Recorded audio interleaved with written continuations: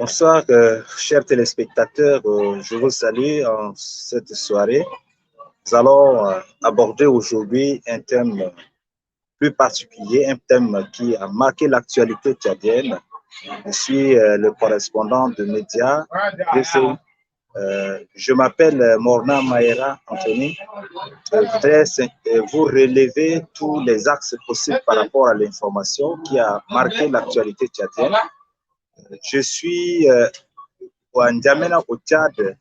Nous allons parler de l'accord qui avait été signé entre les partis des transformateurs et le gouvernement tchadien. Cet accord vient à point nommé après une longue période d'exil dans les États, notamment les États-Unis, la France. Le président du parti transformateur avait fait ce déplacement suite donc aux événements le 20 octobre 2022. Et donc après cela, le gouvernement a entamé un processus de négociation qui avait abouti donc à un accord qui fut signé à Kinshasa le 31 octobre dernier.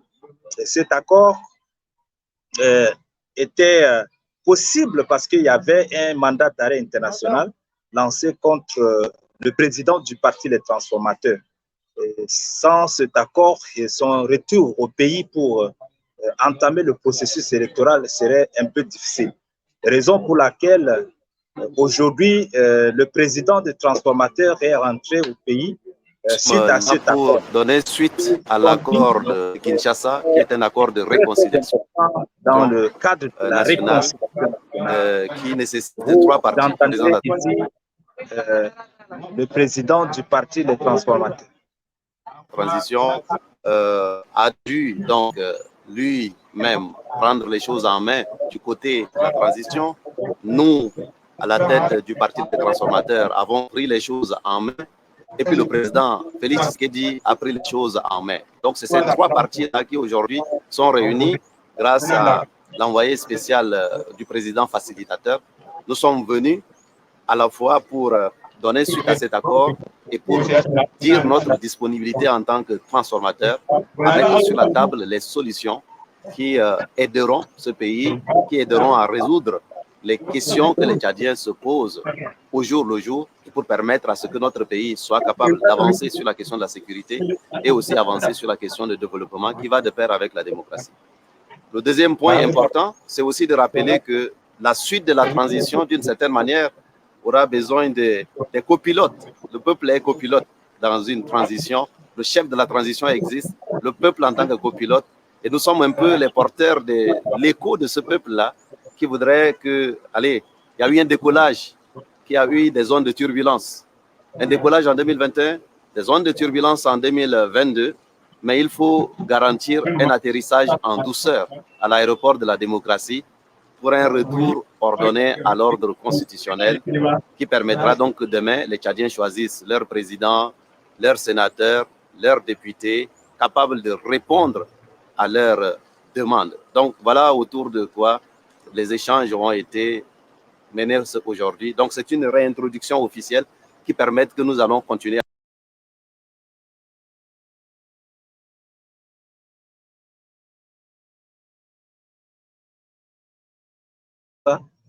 Cet accord a été facilité par le président Félix Tshisekedi, le président congolais, qui a pris l'engagement solennel donc, de suivre l'accord jusqu'à l'exécution. Parce que vous savez que c'est un accord de principe dans lequel le fond n'a pas été clairement dévoilé. C'est sur les axes, des principaux axes sur lesquels les négociations vont poursuivre. Mais déjà, il y a en aval, il y avait le président du parti Les Transformés avait expliqué, comme vous l'avez écouté, il avait fait de concessions et le gouvernement aussi fait de concessions. Et ces concessions vont permettre donc à son retour au pays pour copiloter, si vous me permettez le terme, la transition qui se déroule actuellement. Donc, pour être clair à ce niveau, le parti Les Transformateurs va rejoindre le gouvernement d'union nationale pour permettre donc de co-gérer la transition jusqu'à ce que les négociations aboutissent. Voilà un peu ce qui a été dit dans ce rapport. Et le même rapport permet donc au parti des transformateurs de négocier aussi l'amnistie qui a déjà été possible, l'amnistie générale pour les acteurs impliqués dans les manifestations les plus sanglantes du 20 octobre 2022. Voilà un peu ce qu'on pourrait dire par rapport à cet accord. Donc, depuis le 3 novembre 2023, le parti Le Transformateur est déjà au pays.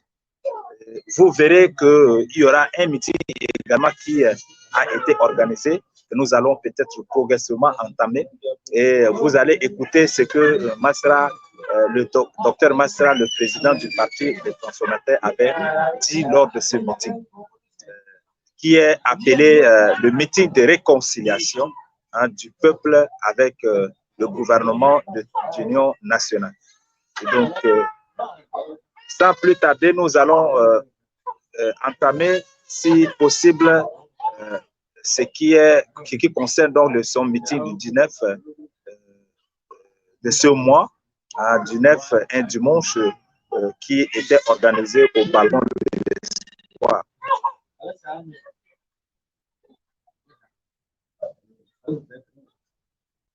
Comme vous l'avez constaté, c'est que il y a, vous savez que le parti Le Transformateur, le président qui était en exil, qui était en dehors du pays, selon lui, il a porté la voix du peuple au niveau international pour que l'international sache ce qui se passe au pays et le nombre de personnes qui ont été abattues lors des événements du 20 octobre.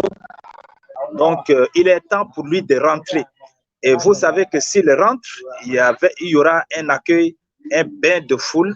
Et donc, la transition a demandé à ce que l'accueil ne puisse pas être possible, que le président du parti Les Transformateurs puisse rentrer comme il était sorti. Donc, voilà déjà une des concessions qui a été déjà faite. Et encore, le parti Les Transformateurs doit éviter les manifestations violentes. Les manifestations, doit éviter d'organiser les manifestations violentes qui engendrent souvent de violences inhumaines dans la population. Donc, ce sont en quelque sorte des concessions faites par le président du parti Les Transformateurs.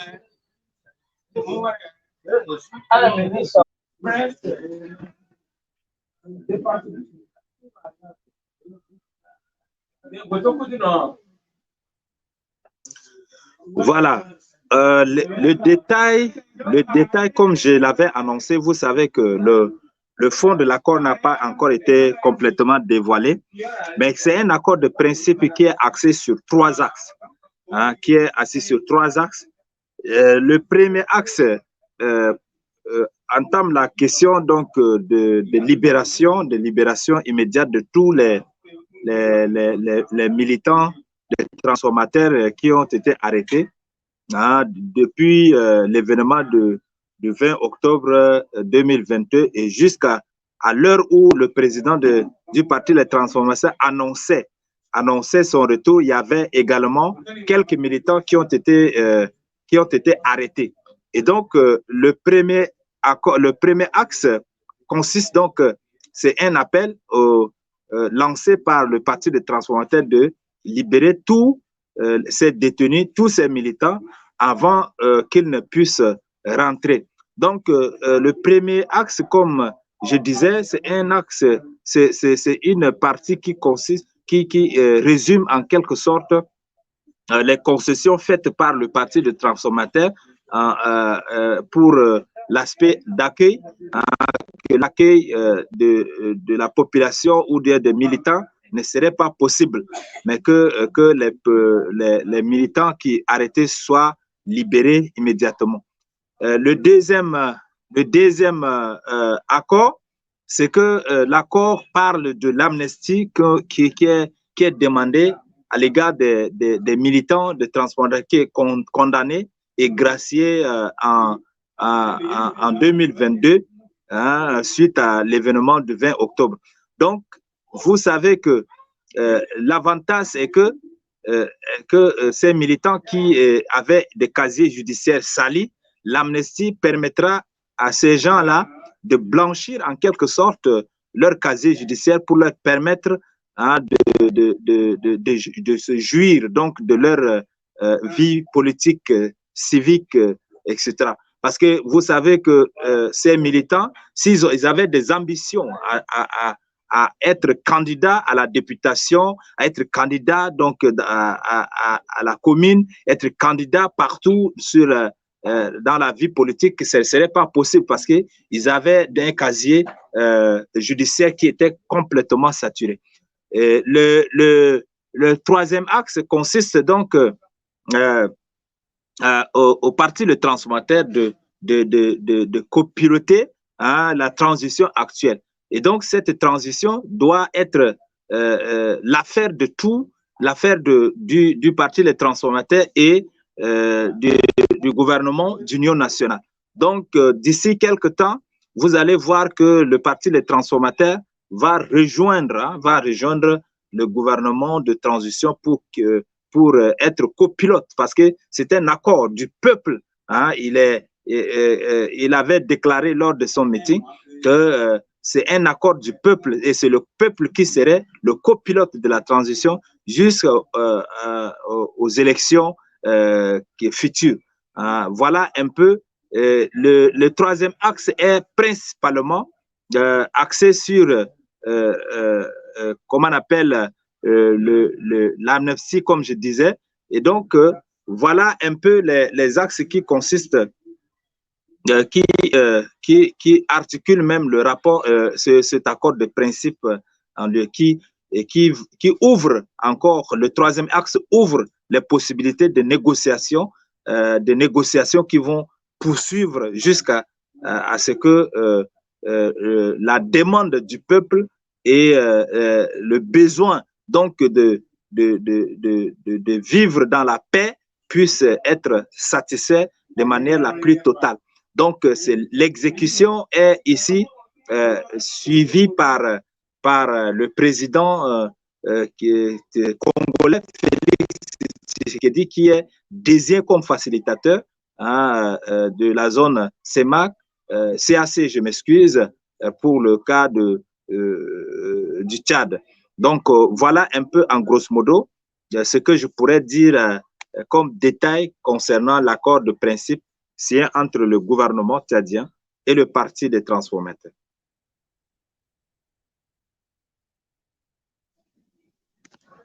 Voilà, le meeting de réconciliation fut organisé le 19 dernier, le 19 novembre 2023. Ce meeting fut le premier de meeting organisé dès le retour du président des transformateurs. Et ce meeting, comme vous le savez, vient en quelque sorte pour permettre l'explication du rapport de l'accord qui a été signé entre le gouvernement tchadien et le parti des transformateurs. Cet accord qui fut signé a fait l'objet de critiques. Ça a coulé d'encre que de salive. La population a considéré le président du parti des transformateurs comme un traître parce qu'il s'est moqué de mémoire des victimes, des martyrs d'égalité de la justice, et raison pour laquelle il était interpellé à organiser ce meeting pour permettre donc à la population de comprendre les enjeux de cet accord de principe signé à Kinshasa. Donc, lors de ce meeting, le président de Transformateurs avait expliqué, comme je venais de dire, axe par axe, l'accord et les avantages pour cet accord. Parce qu'on ne peut pas construire le pays avec des morts. Il faut construire le pays avec des vivants. Et s'il faut construire le pays, on a besoin de tous les bras, on a besoin de deux jambes. Voilà, c'est ce qu'il avait expliqué. Et donc, il est temps de voir la politique, la politique qui est basée sur la démocratie. Pour lui, nous ne pouvons pas être en guerre perpétuelle. Nous ne pouvons pas toujours être en conflit parce que la politique n'est pas question de l'ennemi, mais les questions d'adversité. À un moment donné, il faut adopter certaines stratégies. Donc, ce sont là les stratégies du Parti Les Transformateurs à adopter pour parvenir à la terre promise. Et c'est ici le discours du balcon de l'espoir. Selon le président du Parti Les Transformateurs, le Parti Les Transformateurs des Transformateurs ne serait jamais l'ennemi de Mahamat Idriss Déby Itno, et il ne le serait jamais. Parce que c'est l'occasion pour le Parti des Transformateurs de faire des propositions qui n'ont pas été longtemps acceptées par la transition actuelle. Et donc, ces propositions, si aujourd'hui, le gouvernement de transition fait des concessions pour que le parti Les Transformateurs puisse être copilote de la transition, c'est une joie pour le peuple tchadien. Et donc, il ne trahira jamais la mémoire des victimes, des victimes d'égalité et de justice. Et donc, désormais, le Parti Les Transformateurs va s'impliquer de manière avec tous les moyens dans la transition pour atterrir donc à l'aéroport de la démocratie. Et ce sont là le discours fait par le président des Transformateurs. Il avait également abordé la question de ceux qui ont trouvé en cet accord une manière de se moquer des victimes. Et le président des Transformateurs disait ceci, il est temps de réconcilier le peuple tchadien. Et la réconciliation est possible avec le camp d'en face. Parce que les gens croient que les transformateurs sont radicaux et qu'ils ne veulent entendre de leur oreille toutes les propositions du gouvernement. Non, les partis des transformateurs ont toujours fait des propositions. C'est un parti politique. Et donc, cet accord que les gens disent que c'est une trahison à l'endroit des mémoires des victimes, ce n'est pas exactement ce que les gens comprennent. Mais c'est un parti politique qui a ses stratégies. Et donc, ce sont des stratégies pour lui. L'amnistie générale, l'amnistie qui a été évoquée dans cet accord, beaucoup d'acteurs politiques de l'opposition, ceux qui étaient dans l'alliance, disent que amnistier les acteurs, les militaires qui étaient les auteurs de ces victimes, c'est une erreur très grave. Et le président des transformateurs dit que non, l'accord, sa signature ne pouvait pas annuler comment on appelle la condamnation de ces acteurs. L'amnistie consiste donc à blanchir les casiers de ceux qui ont été injustement condamnés et graciés.